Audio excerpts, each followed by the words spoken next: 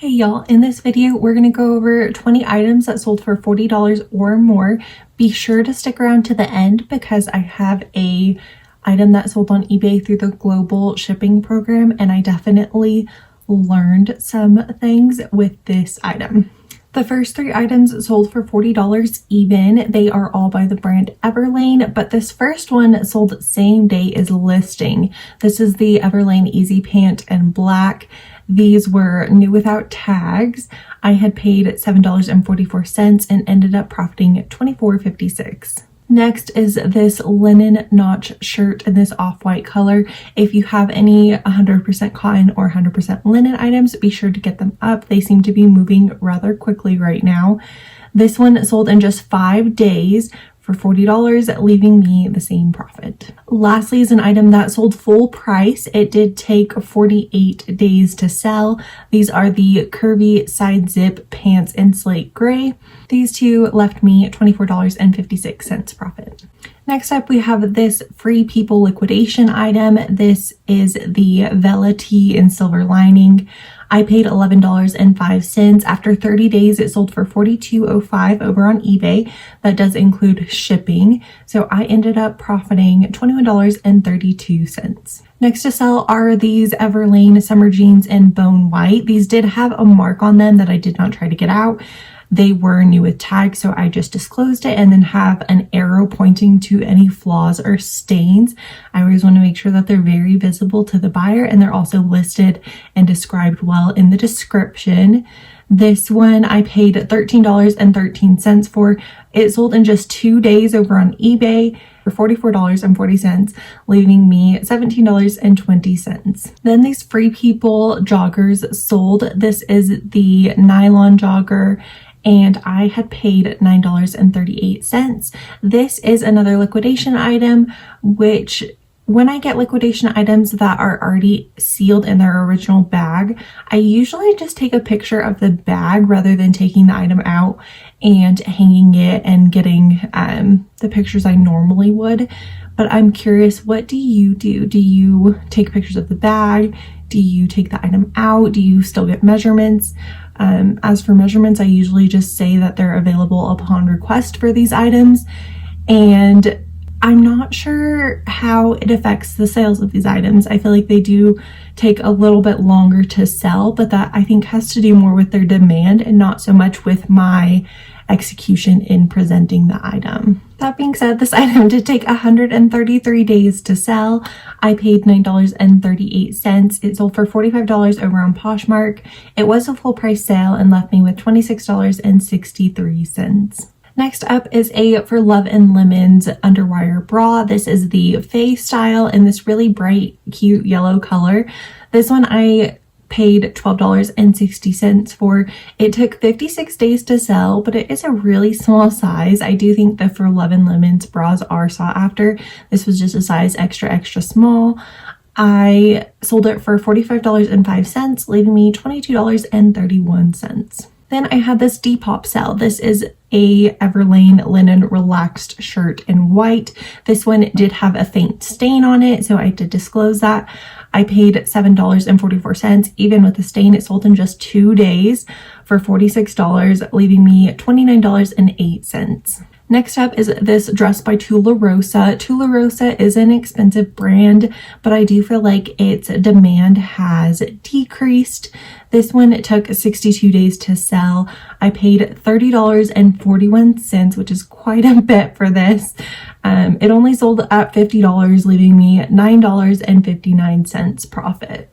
Tularosa is something I would still pick up. I think the styles are very cute and trendy, but I would pick it up for less knowing that they're not selling like they used to. This next sale was a full price sale over on Poshmark. It is the Everlane quilted jogger sweatpants in lilac purple. These were new without tags.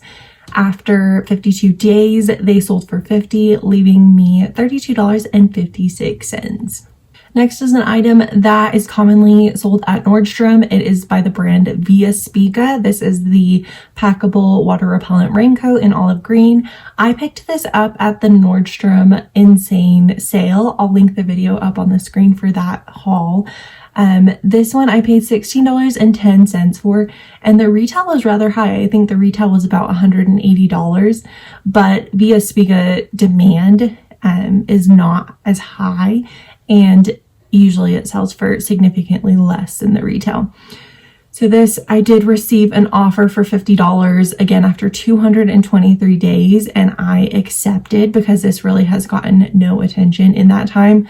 So I did end up profiting $23.90. Then this cloud comforter by the brand Buffy sold. It was a queen size. This one I paid $12.23 for. I have a lot of Buffy bedding items, and this was my first to sell. So I do think I sold it lower than I probably could have gotten for it, but this is the first one, so I wasn't sure how the pricing and sale would go. So someone sent me an offer for $50 and I just accepted. That left me with $18.77 profit. And you'll see more of these in the upcoming videos. Next is an item that you've probably seen in a previous What Sold video. This dress I bought in 2 different sizes from a Nordstrom sale. This is the Sammy B logo print dress. This one took a while to sell. I think the last one took a significant amount of time as well. This took 218 days, selling at $55. It left me with a profit of $27.90.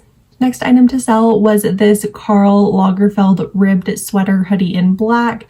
This one came via liquidation for $11.44. After 65 days, it sold for $64 on a 20% offer that I had sent out using Posher VA, and it left me with a profit of $37.74. Posher VA is an automation software that will share your closet, send out offers. In my mind, it is invaluable because it saves me so much time, and I can use that time to source, I can use it to list, I can use it to do measurements, get up more listings, have more items for sale, which in turn brings in more money.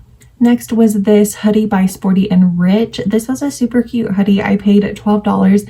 It took a very long time to sell, 225 days.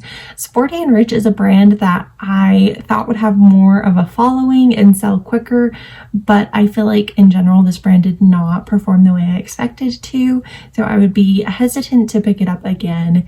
This one sold on Poshmark for $70 and left me with a profit of $44. And this pair of jeans by Everlane sold. This is the Way High jean in light indigo.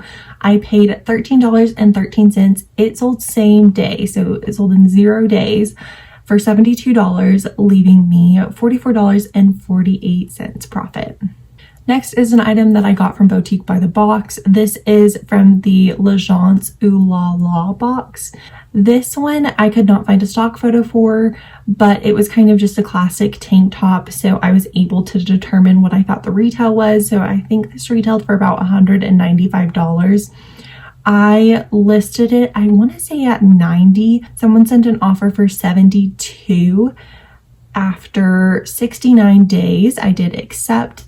Next item to sell was a pair of shorts by the brand Mousy Vintage. Mousy Vintage is commonly at Nordstrom, and it is a denim brand mostly, but their items are so pricey retail. So if you do come across them for a reasonable price, again, always check comps, but it's probably a good pickup. This one I paid $48.26 for, which sounds like a lot for a pair of shorts, but with the retail being so high, I knew I could still make a very good profit. So after 20 days, it sold for $95, and that left me with $27.74. Then we have a Depop sale. This is the Everlane Duvet Puffer Coat in black. This one, I was surprised that it sold in May, but I was happy to see it go, and I paid $21.92 for it. It sold just 72 days after listing for $135. That left me with $80.14 profit. This last item sold on eBay, and it sold through the Global Ship program. It is this self-portrait dress, and it did have a flaw. This is a discard from a clothing rental company. I paid $13.25 for this. After 59 days, it sold for $190.95, and that left me with a profit of $147.38. With this sale, I did learn a lot about the Global Ship program. So the Global Ship program is a program in which you can ship your item to Illinois. It goes to their hub, and then they disperse it to wherever in the world it is going. So this program is very nice because you're responsible for the shipping to get it to Illinois, and then they handle it from there. So it's much easier to not have to deal with like the duty fees and everything with it crossing borders. And with this program, the things that I learned is that returns are not accepted unless there is significant damage to the item that was not disclosed. And also that there is an expected arrival date when the buyer makes the purchase. With this item, the buyer immediately messaged me after purchasing saying, I need it by this date. If it's not going to be there by then, I need to cancel.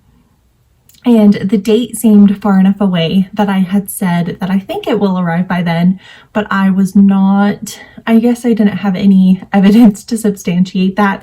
I wasn't sure exactly how long it would take, but it was about 2 or 3 weeks after their purchase date. So I thought it could arrive in that time. And when the item did not arrive in that time, they messaged saying like, oh, I need to cancel. It's not here. I need it by tomorrow. So on that day, I did message the support and they were phenomenal. They did notify me that the buyer should have been aware of the date when they purchased and that it would not be there by then. And when I messaged the buyer to let them know, they were like, oh, bummer. That's okay. I'll just receive it anyway, and did not cancel the item or mention canceling the item again.